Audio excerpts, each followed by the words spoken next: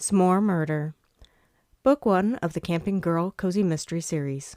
Written by Josephine Beintema. Narrated by Josephine Beintema. Chapter 3. Murder for Two?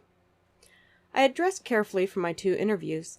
A pleasant flowered blouse with navy slacks and flats. My makeup was perfect, and I had thrown my light brown hair into a bun since it was still a little wet from the quick shower I had. The bank was a tiny little brick building in the middle of a small nearby town. I paid the town's only taxi in cash since the driver didn't have a credit machine, leaving me with just $12.52 in my pocketbook. Fortunately, it would be a mere $6 to get me back to the campground. Entering the bank, I found the receptionist who looked more like a model than a bank employee. "Hi, I'm here for an appointment with Mr. Frick." "One moment."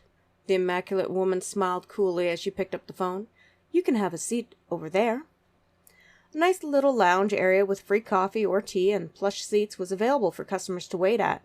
I decided not to go with any drinks, as knowing my luck of late, I would end up spilling it on my clean blouse. It only took about 5 minutes before a handsome blond man in a gray charcoal suit came to find me. "Miss Thurman?" "Nice to meet you." I stood up, extending my hand in greeting. "You must be Tom Frick." "Indeed I am," smiled Tom, with white teeth that would make a dentist proud as he shook my hand. Tom smelled faintly of sandalwood soap and minty breath. "Why don't we talk in my office?" I followed him to a pleasant office, taking one of the proffered seats across from Tom. "I was hoping we could discuss the state of my grandmother's financial affairs. I understand from Mr. Comtree's letter Grandma had an account with this bank." "Yes," nodded Tom pleasantly. "You've inherited her assets, including the $2,642.60 she had in her checking account. Jeannie had an outstanding mortgage on the campground worth about 80% of the equity of the property, plus a line of credit for $20,000, which has been maxed out." That much? My mind reeled at such a high number. It seemed Jeannie was far worse at managing her money than I was. How was it the bank had extended her so much debt? "I've put together paperwork here." Tom slid a folder toward me across the shining walnut desk. "A local realtor has evaluated the value of the property. I have a buyer more than ready to purchase the property as a favor to your grandmother, whom he thought of as a friend. In the poor condition it is in, and if you choose to sell, you will come out of the deal with perhaps $10,000. It doesn't seem like much net gain, but it's a fair proposition, all things considered." 10,000 would barely clear my credit card debt, and see me still working 2 dead-end jobs in the city, something I was not looking forward to getting back to. I had taken a leave of absence for 3 days and had to get this sorted quickly, so I could figure out if I needed those jobs or could start my own business. I looked at the staggering figures on the paper. The whole sheet seemed to be created for confusion, as numbers were everywhere and the categories were all mixed up. Did the math even add correctly? I ran a finger down a column, trying to figure it out while casually asking, "Who is the buyer?" "The sale is on condition of anonymity," he told me. "The buyer doesn't want to be known." "Why?" I frowned as I looked up from the paperwork in surprise. "What does the buyer plan on doing with the property?"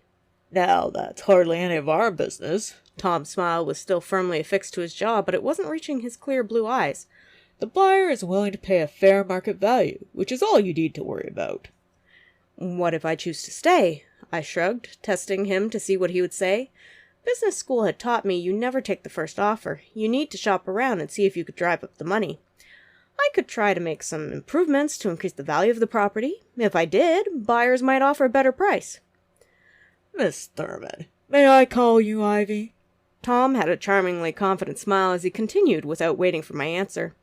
"Ivy, with the mortgage, the line of credit, the interest owing, and the back taxes which need to be paid, I just don't see how you could swing the monthly payments with the amount of revenue the campground is making. The place is a money pit. Do you have some form of savings you could dip out of to make the improvements? I certainly can't afford to extend any more of the bank's money toward this property, no matter how much I adored your grandmother." "Why is the interest rate so high?" I frowned as I looked at the number. The fees seemed exorbitant, as well, for a business account. "Poor risk loans carry higher interest rates," he sighed regretfully, steepling his fingers. "Jeannie missed several payments. Her loan required a higher rate due to bank policy." "I see," I murmured as I continued down the accounts. It wasn't making any sense to me. Then again, I had dropped out before finishing business college. Perhaps I should take it to an accountant to get a second opinion of what I was seeing. Now, you don't have to worry about it. Picking up a glossy fountain pen, Tom set it on the desk before me.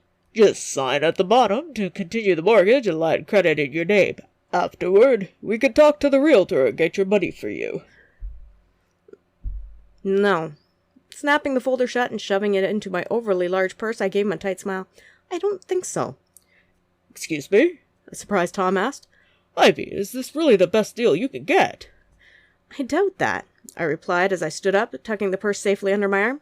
If business college has taught me anything, it is to always have a professional independent opinion before signing any forms. I'll speak to a few other banks to see if I can get a better deal. If I choose to sell, I'll engage my own realtor to look after my best interests. Thank you for seeing me. Tom spluttered as I walked out of his office. With that handsome face and charm, no doubt Tom was used to getting exactly what he wanted. However, today was not going to be his day. Not when my grandmother's money was involved, I decided. A thin man with thinning hair and glasses abruptly stood up from his seat in the hall to intercept me as I made my way for the doors. Miss Thurman? I'm Jeff Browning, local realtor of the town of Oaks Crossing. I'm more than happy to go over the offer I've procured for Happy Camper Resort. Mr. Browning, how fortunate to have met you here. I linked my arm in his, pulling him down the hall toward the exit. I would love to go over the offer right now. In fact, you can tell me all about it as I walk to the lawyer's office. I assume you know where Mr. Comfrey has his law firm? I would hardly call it a law firm. Jeff spoke with a nervous laugh as he held tight to a leather satchel which had seen better days. It matched his brown suit perfectly. He's the only lawyer there. I smiled, and I pushed through the door as Tom came out of his office looking none too pleased. Tugging Mr. Browning along, I gave him my sunniest smile. Now, can I call you Jeff? Sure, Jeff stuttered, surprised at my undivided attention. Who is the buyer? My voice was sugary sweet as I chatted to him. Jeff was the type to be swayed by a pretty face and girly attention. He was a bit of an introvert nerd. Normally I wouldn't be so crass as to torture the poor guy into giving me information, but I didn't appreciate the way Tom had tried to manhandle me financially. It appeared Jeff was involved in the whole situation, possibly innocently, or maybe not so innocently. I fluttered my eyelashes for good measure. I would sure like to know who it is to thank them for rescuing me from the money pit the campground is certain to be. Jeff turned a dusky shade of red from embarrassment. I really can't say.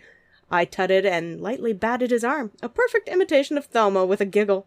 You can say now. After all, I've signed the paperwork. No doubt my grandma was rolling over in her grave at my fibbing, but short of stealing the battered leather satchel out of the poor guy's hands, it seemed the only way to get the information I was looking for. You signed the paperwork? An ominous, angry voice growled in disbelief. Jeff and I skidded to a stop to see a glowering man in front of us turn an alarming shade of red, which almost matched the tight shirt he wore. The fabric strained across his starting to paunch belly. Hello, Biff, greeted Jeff timidly. Nice weather today. You stupid airhead, Biff grated out, muscles flexing as his tiny eyes glared into mine. I would have given you 50,000 above what Frick was offering. Now he's going to make a golf course out of your lakefront property. Tom wants the property? I asked, dumbfounded. That's a complete conflict of interest. No wonder he was pressuring me to sign those papers. You didn't sign? Whined Jeff, his shoulders slumped in disappointment. I truly needed the commission. No one sells anything around here. Everyone stays until they die, and then it gets willed to a relative. You didn't sell? Biff managed to spit out in surprise and laughed long and hard. Al Frick is gonna roast Tom for this. Al wants the property so bad he can taste the putting greens and sand traps. Al Frick? I asked, a little confused. Tom's father, a sad Jeff supplied helpfully. Hey, my offer still stands, an intent Biff quickly inserted as he held out a beefy hand. 40,000 over whatever Frick was willing to pay. 2 minutes ago it was 50, I dryly reminded him, deciding not to give him a handshake. Biff's eyes narrowed. Smart lady. 50 above it is. No, I said, dropping Jeff's arm. I'm not ready to sell. If I ever am, I'll let you know. I quickly dodged around him. As I walked down the street, I could hear Biff's voice follow me. Oh, you'll be ready. Shivering, I walked into the first store I could, going to the window display to watch Biff snarl something at Jeff, pushing on his shoulder in a bullying way before heading down the sidewalk. Jeff massaged his shoulder, making a face before crossing the street, head down in defeat. Welcome to the Crafty Corner. Something you wanted to see? A cheery voice nearby caused me to jump in surprise. Oh, I scrambled to think of what to say. Quickly looking at the display in front of me, I was admiring your knitting. It's a crocheted scarf. The young woman smiled as she gently corrected me. Would you like me to take it out of the window for you? You could try it on. There's a mirror over here. Not really. I decided to confess. Confessing would probably be cheaper than the scarf. I was trying to avoid some people, and now I see they have moved on. I suppose I'll just step out again? I see. She nodded knowingly with a cheeky smile. Her blonde, pixie-cut hair suited her heart-shaped face. She wore an overly large knitted cardigan with leggings and deck shoes. Oaks Crossing is a small town. It can be hard to avoid people here sometimes. Very true. I edged toward the door before pausing, a thought occurring to me. You wouldn't happen to know where the lawyer's office is, would you? Mr. Comfrey's office is 2 blocks up to the left. You can't miss it, she informed me. My name is Ava. If you ever need to come in and avoid someone again, you're more than welcome to drop by. Thank you, I responded sheepishly, extending my hand in greeting. I'm Ivy. Ivy, nice to meet you, greeted Ava as she warmly took my hand. Agatha has said so much about you. She's in my weekly knitting classes. Agatha doesn't actually need any help knitting. I think she comes because she enjoys the company. Agatha told me you were coming back to run the Happy Camper Resort. I haven't decided, I shrugged with an uncertain smile. First, I need to visit the lawyer.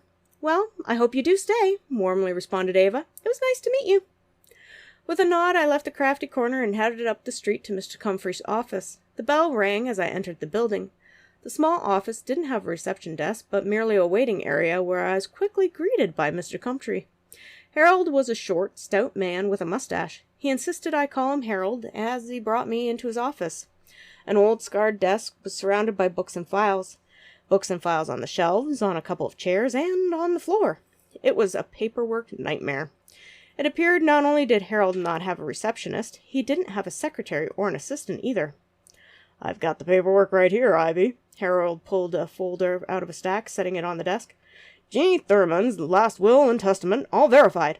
You receive all of her assets, the campground, her camper and its contents, her bank account, her car. Grandma had a car? I was surprised. I hadn't seen one on the campground, and no one had told me Grandma had a vehicle. The car is an old orange Beetle convertible, replied Harold as he flipped through his notes. It's at Mechanic Mike's. That's the garage here in town. Mike is holding it for non-payment of repairs. Once the bill is paid, the ownership transferred into your name, and you get some insurance. You'll be free to drive it.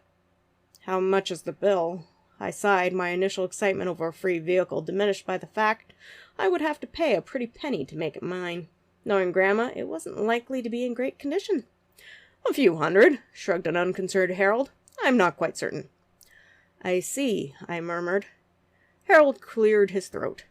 I've got the forms right here. All you need to do is initial these places and sign at the bottom, then everything is transferred to you. With a flourish, I signed the appropriate spots, making the Happy Camper Resort mine.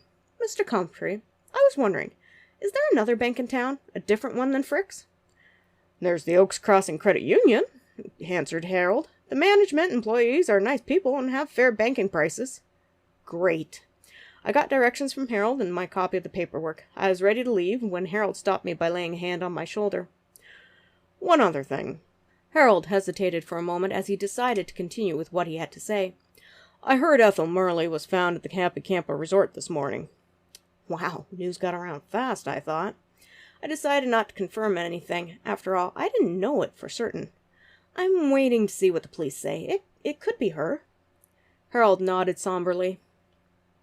Detective Armand was here earlier. He had a lot of questions about the beneficiaries of her will. Ethel changed it the morning she died. I'm sure the detective was just doing his job, I replied. I wonder why Harold was confiding this to me. I barely knew him, Ethel, or anyone in this town. Following up on things.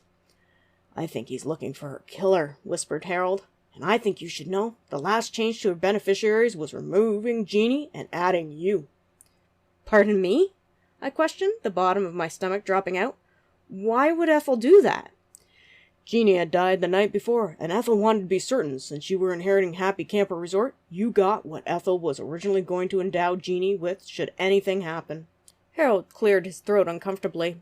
She was so insistent, I opened up shop for her on Saturday morning. In fact, you're the largest beneficiary in the will. Eunice and Chugs aren't going to be pleased when they find out. Are you certain? I breathed in shock, ignoring the tinkling of the bell over the outside door as someone entered behind me. Is this going to make me a suspect? Well, it certainly is suspicious, drawled a voice behind me. 2 little old ladies die, and who collects from both of them? Turning in surprise, I found an unamused Detective Armand looking down at me, arms folded across his chest.